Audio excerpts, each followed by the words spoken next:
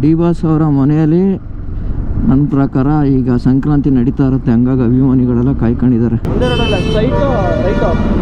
Straight right ಯಾಕೆ straight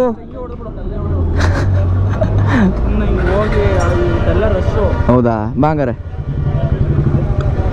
so ಊರಿಗೆ ಹೋಗೋ ಮಧ್ಯದಲ್ಲಿ ನನ್ನ ಫ್ರೆಂಡ್ ವಿಕಾಸ್ ಸಿಗ್ದ. ಸೊ ಹಂಗೆ ಇವಾಗ ಜೊತೆಲಿ ಹೊಟ್ಟೋಯ್ತೀವಲ್ಲ.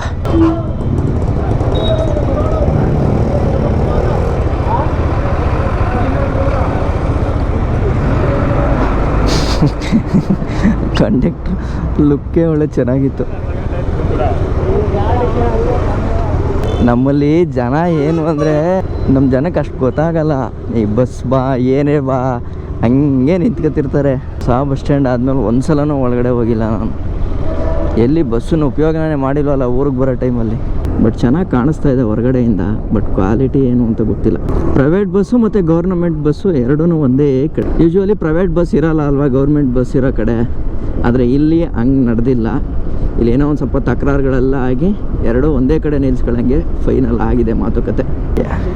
ಯಾವ್ದಾದ್ರು ಒಂದು ತಗೋಬೋದಕ್ಕೆ ಆ ಸೇವಂತಿಗೆ ಅದೆಲ್ಲ ಅದೊಂದು 2 ಮಾರು ತಗೊಬ ಮುಗೀತು ಮ್ಯಾಟ್ರು. Matter over. ಇಲ್ಲ ನೀನೇನು ತಗೋಬತ್ತೀಯೋ ಅದೇ ತಗೋಬ. ಓಕೆ. ಸೊ ಎಕ್ಸಾಕ್ಟಾಗಿ ಇವಾಗ ಹನೂರಲ್ಲಿದ್ದೀನಿ. ಹೆವಿ ಬಿಸಿಲು, ಕೇಳಬೇಡಿ ಕತೆನ. ನನಗೆ ಏನು ಅಂದರೆ ಈ ಹಬ್ಬ ಇದ್ರ ಅಟ್ಯಾಚ್ಮೆಂಟ್ ಎಲ್ಲ ಅಷ್ಟೆಲ್ಲ ಇಲ್ಲ. ಯಾಕಂದರೆ ಚಿಕ್ಕ ವಯಸ್ಸಿಂದ ಹಂಗೆ ರೂಢಿ ಆಗಿರೋದು. ಚಿಕ್ಕ ವಯಸ್ಸಲ್ಲಿ ನಮಗೆ ಹಬ್ಬಗಳ ಮೇಲೆ ಒಂಥರ ಕೋಪ ಬರೋಂಗೆ ಮಾಡಿಬಿಟ್ಟಿದ್ದಾರೆ. ಅಂದರೆ ತುಂಬ ಸ್ಟ್ರಿಕ್ಟು ಮನೇಲಿ, ಹೆವಿ ಸ್ಟ್ರಿಕ್ಟು. ಹಂಗೆ ಮಾಡಬೇಕು ಹಿಂಗೆ ಮಾಡಬೇಕು ಅಂತ ಮಾಡಿ ಮಾಡಿ ಮಾಡಿ ಮಾಡಿ ಆಮೇಲೆ ಕೆಲಸಗಳು ಹಬ್ಬ ಬಂತು ಅಂದರೆ ಯಾವ ಹಬ್ಬದಲ್ಲೂ ಫ್ರೀಯಾಗಿರೋಕ್ಕೆ ಬಿಡ್ತಿರ್ಲಿಲ್ಲ. ಏನಾದರೂ ಕೆಲಸಗಳು ನೇಮಿಸಿ ಕೊನೆಗೆ ಈ ಹಬ್ಬಗಳ ಸವಾಸನೇ ಬೇಡ ಕಣಪ್ಪ ಅನ್ನೋ ಲೆವೆಲ್ಗೆ ನಮ್ಮ ಮೈಂಡ್ ಫಿಕ್ಸ್ ಆಯಿತು. ಸೊ ಈಗ ಹಂಗಾಗಿ ಬುದ್ಧಿ ಬಂದ ಮೇಲೆ ನಾವು ಅಷ್ಟು ಹಬ್ಬಕ್ಕೆ ಪ್ರಿಫರೆನ್ಸನ್ನು ಕೊಡ್ತಾ ಇಲ್ಲ. ಓಕೆ. ಸ್ಪೀಡ್ ಬಾಲ್ಸ್ ಐತೆ, ಎತ್ಕೊಡು ಒಂದಷ್ಟು ಹಾಕೋಣ. ನಮ್ಮ ಕಾಡಲ್ಲಿ ಹಾಕೋಣ ಸಾಕು. ಅದಕ್ಕೆ ಕೋತಿಗಳಿದ್ದು ಯಾರು ಆಹಾರ ಕೊಡಬಾರ್ದು. ನಾವು ಅಷ್ಟು ಕೊಡೋಷ್ಟು ದೊಡ್ಡವರಲ್ಲ ವಿಕಿ.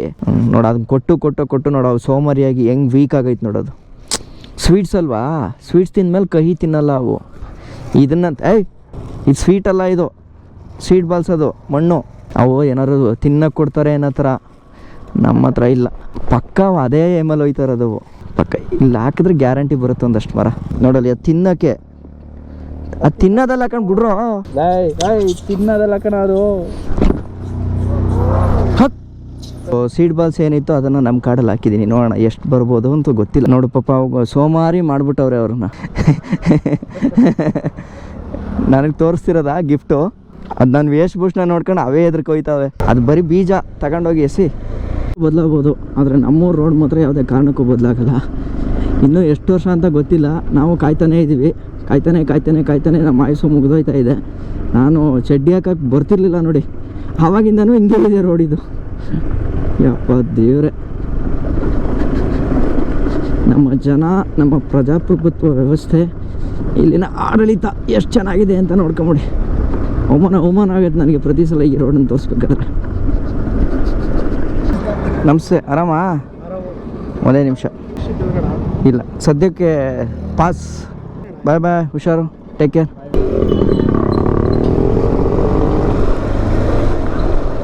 ಕಟ್ಟಾಗಲ್ವಲ್ಲ ಹಂಗೆ?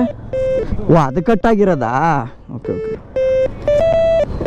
ವಿಕಿ ಸದ್ಯಕ್ಕೆ ಕಾಡೋರ್ಗೆ ಹೋಗ್ಬಿಡೋಣ. ಇದೇ ಕಟ್ಟೋಗಿದ್ದ ಪುಣ್ಯ. ನಾನು ಅದಕ್ಕೆ ಹಿಂಗೆ ಕಟ್ಟಿದೆ ನೋಡು. ಇಲ್ಲಾಂದಿದ್ರೆ ಊರಿಗಿರೋ ದೊಡ್ಡ ಸಿಟಿ ಇದೆ. ನಾನು ಪಾಸ್ಪೋರ್ಟ್ ಮಾಡಿಸ್ಬೇಕಾದ್ರೆ ಇಲ್ಲಿಗೆ ಬಂದಿದ್ದೆ. ಯಾಕೆಂದರೆ ನಮಗೆ ಪೊಲೀಸ್ ಸ್ಟೇಷನ್ ಇದ್ದಿದ್ದೇನೆ. ನೋಡಿ ಇಲ್ಲಿ ನಮ್ಮ ಕಡೆ ಸಂಕ್ರಾಂತಿ ಅಂತಂದರೆ ಸ್ವಲ್ಪ ಜೋರೇನೆ. ಯಾಕೆಂದರೆ ತಮಿಳ್ನಾಡು ಹತ್ತಿರ ಆಗಿರೋದ್ರಿಂದ. ಆಮೇಲೆ ಸುಮಾರು ಅಂದರೆ ಅವಾಗ ತಮಿಳ್ನಾಡು ಆಗಿತ್ತಲ್ಲ, ಅವಾಗೆಲ್ಲ ತುಂಬ ತಮಿಳಿಗರು ಇಲ್ಲಿದ್ದಾರೆ. ಅಂದರೆ ಅವ್ರು ಬಿಡಿ ಪಕ್ಕ ಸಪೋರ್ಟು ಅವೆಲ್ಲ ವಿಚಾರಕ್ಕೆ ಬಂತು ಅಂತಂದರೆ ಕರ್ನಾಟಕಕ್ಕೇನೆ. ಈಗ ಇವನ್ ಅವರು ಅಂದರೆ ವಾಸ ಮಾಡ್ತಿರೋ ಭೂಮಿಗೆ ಮರ್ಯಾದೆ ಕೊಡೋಂಥ ಜನ ಅವ್ರು ಇರೋದ್ರಿಂದ ಸಂಕ್ರಾಂತಿನ ಸಕ್ಕದಾಗೆ ಸೆಲೆಬ್ರೇಟ್ ಮಾಡ್ತಾರೆ. ಇಲ್ಲಿ ನೋಡಿ, ಇಲ್ಲಿ ಜನವೂ ಜನ.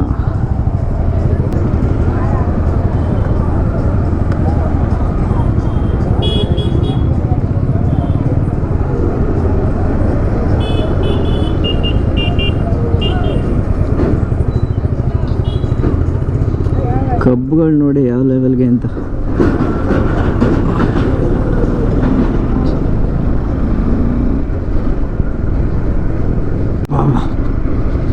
ನೋಡಿ ಇಲ್ಲಿ ನಮ್ಮೂರು ರೋಡಿನ ಕತೆ. ಮತ್ತು ಮಳೆ ಆಗಿಲ್ಲಲ್ಲ ಈ ಸಲ, ಹಾಗಾಗಿ ಯಾವ ಲೆವೆಲ್ಗೆ ಆಗ್ಬಿಟ್ಟಿದೆ ಕಾಡು ಅಂತ, ಫುಲ್ ತರಗಾಗ್ಬಿಟ್ಟೈತೆ.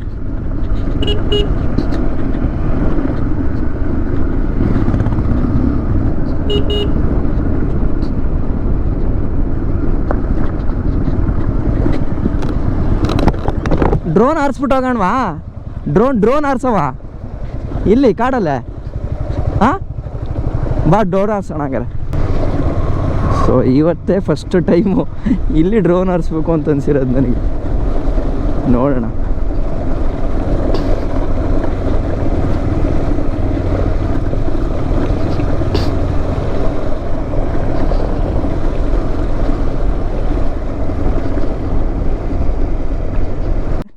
ಎಷ್ಟೋ ದಿನಗಳ ಕನಸು ನನಗೆ, ಎಷ್ಟೋ ದಿನದ ಕನಸು ಇಲ್ಲಿ ಡ್ರೋನ್ ಹಾರಿಸ್ಬೇಕು ಅಂತ.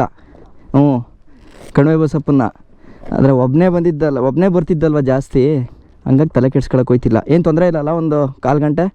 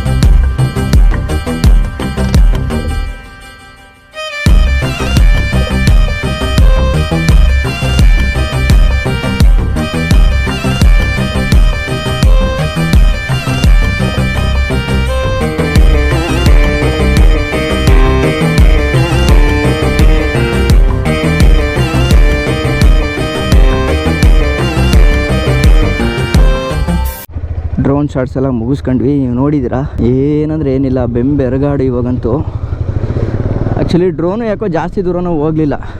ನಿಮ್ಗೆ ಅಟ್ಲೀಸ್ಟ್ ಈ ರೋಡಿನ ಪರಿಸ್ಥಿತಿನಾದರೂ ತೋರಿಸ್ದಂಗೆ ಆಗುತ್ತೆ ಅಂತ. ಸೊ ಎಷ್ಟು ಧೂಳುಮಯವಾಗಿದೆ ಇಲ್ಲಿ ಅನ್ನೋದನ್ನ ತೋರಿಸ್ದಂಗೆ ಆಗುತ್ತೆ ಅಂದ್ಬಿಟ್ಟು, ಸರಿ ಒಂದು ಡ್ರೋನ್ ಶಾಟ್ ತಗೊಳ್ಳೋಣ ಅಂದ್ಬಿಟ್ಟು ವಿಕಿಗೆ ಹೇಳಿದೆ, ವೆಯ್ಟ್ ಮಾಡು ವಿಕಿ, ಒಂದು ಡ್ರೋನ್ ಶಾಟ್ ತಗೊಳ್ಳೋಣ ಅಂದ್ಬಿಟ್ಟು. ಲೇಟ್ ಆಗೇ ಹೋಯ್ತು, 2:45. ಆ್ಯಕ್ಚುಲಿ ಇವತ್ತು ಸಂಕ್ರಾಂತಿ.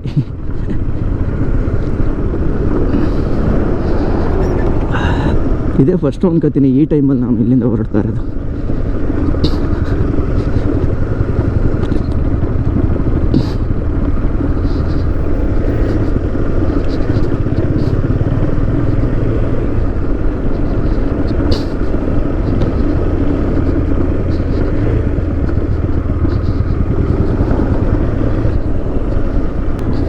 ನೋಡಿ ಹಿಂಗೆ ಬಳಸ್ಕೊಂಡು ಹೋಗ್ಬೇಕು. ನೋಡಿ ಈ ಕಲ್ಕಟ್ಟೆಗಳು ನೋಡಿದ್ರೆ ಗೊತ್ತಾಗ್ತಿದೆ ನಿಮಗೆ, ಇವೆಲ್ಲ ಕ್ರಿಸ್ತ ಪೂರ್ವದಲ್ಲಿ ಮಾಡಿರೋಂಥ ಕಲ್ಕಟ್ಟೆಗಳು.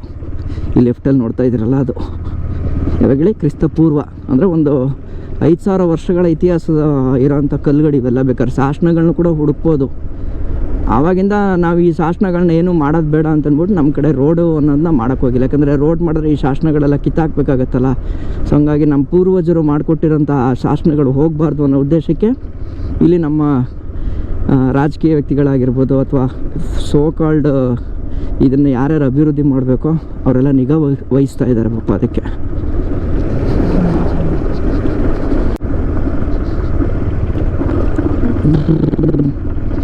ಸೊ ಮೈಸೂರಿಂದ ಹನೂರ್ವರೆಗೂ 2 ಅವರಲ್ಲಿ ಬರ್ಬೋದು.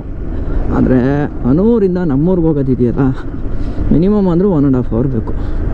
ಅದೇ ಎಸ್ಪೆಷಲಿ ರಾಮಾಪುರದಿಂದ ಮುಂದಕ್ಕೆ ಈ ರೋಡ್ ದಾಟೋಷ್ಟರಲ್ಲಿ ಪ್ರಾಣ ಹೋಗುತ್ತೆ.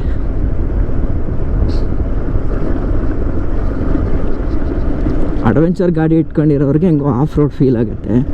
ಆದರೆ ಅವಸರಕ್ಕೆ ಅಂತೇನಾದರೂ ಹೋಗೋಂಥವ್ರು ಪ್ರಾಣ ಹೋಗ್ತಾಯಿತ್ತು ಅಂತಂದರೆ ಏನಾಗುತ್ತೆ ಹೇಳಿ ಕಥೆಯಲ್ಲಿ.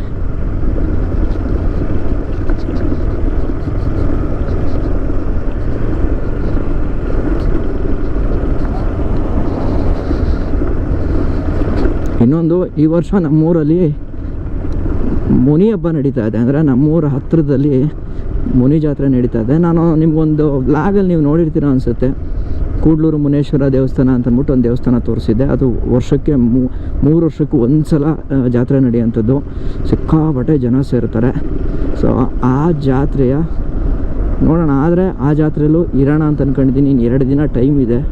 ಇಫ್ ಇನ್ ಕೇಸ್ ಇಲ್ಲೇ ಇತ್ತು ಅಂತಂದರೆ ಅದ್ರದ್ದು ಕೂಡ ಒಂದು ಬ್ಲಾಗ್ ಮಾಡ್ತೀನಿ. ಕೊಳ್ಳೇಗಾಲಕ್ಕೆ ಹೋಗ್ತಿರೋ ಬಸ್ಸು. ಸದ್ಯ ಬಸ್ಗಳಾದರೂ ಇದೆ ಇವಾಗ, ಮೊದಲೆಲ್ಲ ಅದು ಇರಲಿಲ್ಲ.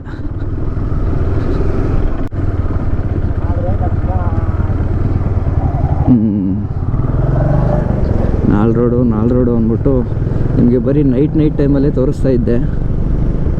ಈಗ ನೋಡಿದ್ರೆ ಇದೇ ಫಸ್ಟು. ನಾನು ಸುಮಾರು ದಿನ ಆದಮೇಲೆ ಇಷ್ಟು ಮಠ ಮಧ್ಯಾಹ್ನ ಟೈಮಲ್ಲಿ ಈ ಕಡೆ ಬರ್ತಾ ಇರೋದು. ನೈಟ್ ಬರ್ತಿದ್ನ ಹಾಲ್ಟ್ಗೆ, ಬಂದುವೆ ಹಾಲ್ಟ್ ಇರುವೆ, ಬೆಳಗ್ಗೆ ಎದ್ದು ಹೋಗುವೆ. ಬಟ್ ಈ ಸಲ ಬೇರೆ ಥರ.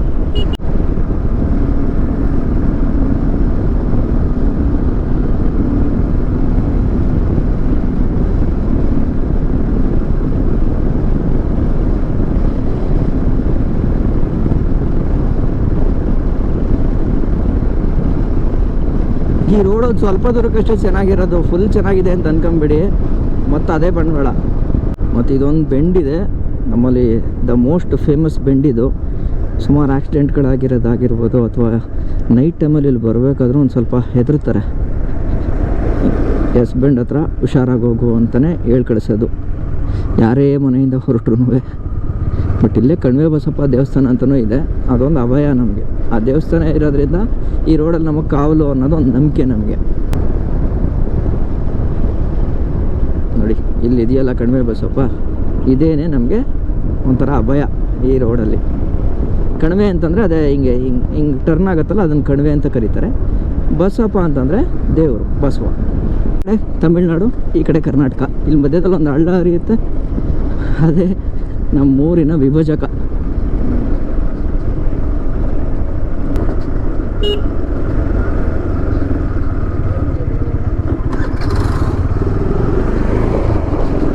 ಕಲ್ಲಂಗಡಿ ಬಿಸ್ನೆಸ್.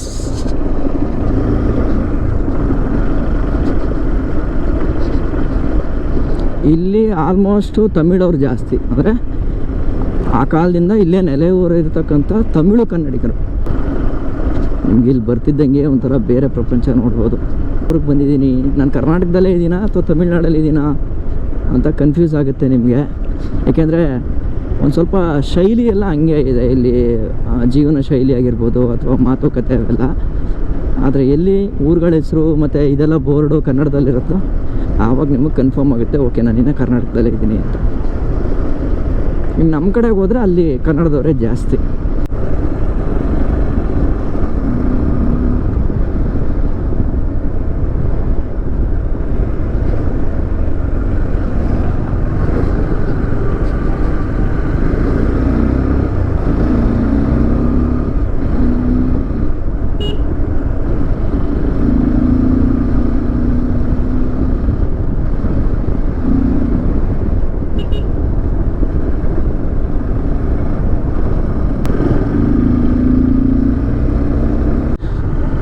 ಇನ್ನು 1990 ಉಳ್ಕೊಂಡಿರೋ ಒಂದೇ ಒಂದು ಗ್ರಾಮ ನಮ್ಮದೇ ಅನಿಸುತ್ತೆ ಕರ್ನಾಟಕದಲ್ಲಿ.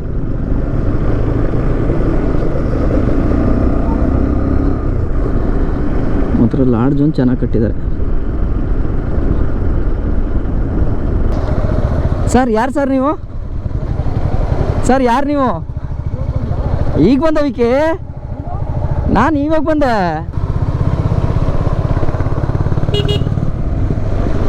ಹೆಚ್ಚಮಣ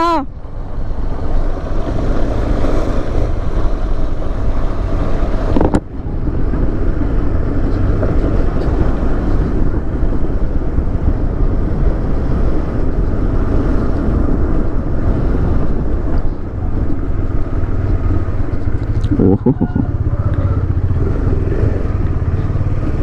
ಇದು ನೋಡಿ ಬಂದ.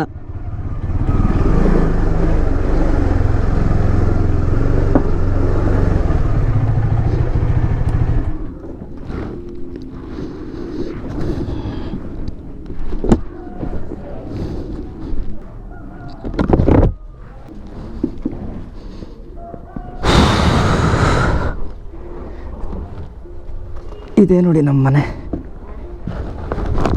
ಅದು ಅಲ್ಲಿರಲಿ, ಅದು ಬಾಗಿಲು ತೆಗಿ ಒಂಚೂರು. ಅದು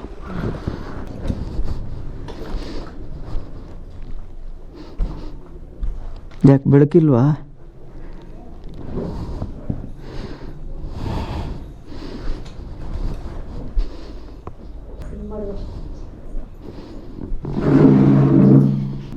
ಇಲ್ಲೇ ಮಾಡ್ತೀನಿ.